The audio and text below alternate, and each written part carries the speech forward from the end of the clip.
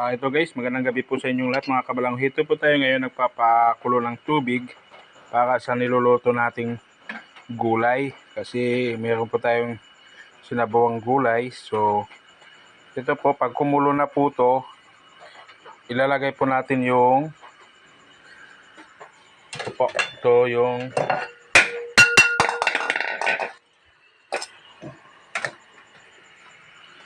yung butig. Ito po yung butig. Sa Waray po yan, pero sa Cebuano, Curyoso. So, ilalagay po natin yan. Yan, ginagamit din yan sa pang nilaga. So, once pag kumulo pa yan, maghintay pa ng ilang minuto. So, takpan natin muli. Kasi, ano na natin yan, mamaya yung yung susunod na mga ingredients sa gulay natin. Yung pinapakuluan po natin yung lemongrass o tanglad. At saka ito po yung Curyoso. So pag kumulo na ito, tingnan natin yan mamaya. Pag lumambot na, ilagay natin yung okra at saka yung pampaasim natin, yung batban. So takpan muna natin sandali. So ito muna tayo guys, maghihintay muna tayo ng mga ilang segundo.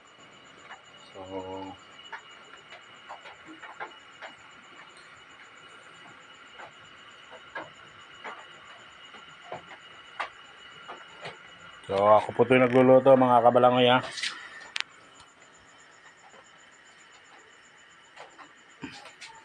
So picture taking muna tayo mga kabalangoy. Naghihintay tayo sa pinapakuluan natin na lemongrass at saka yung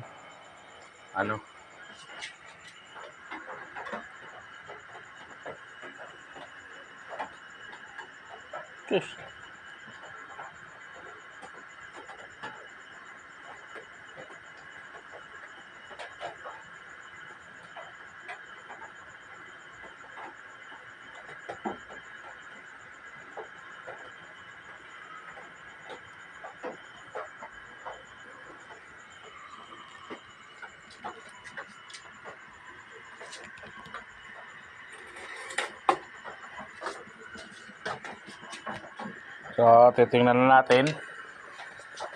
Ayan nga, kumulo na nga.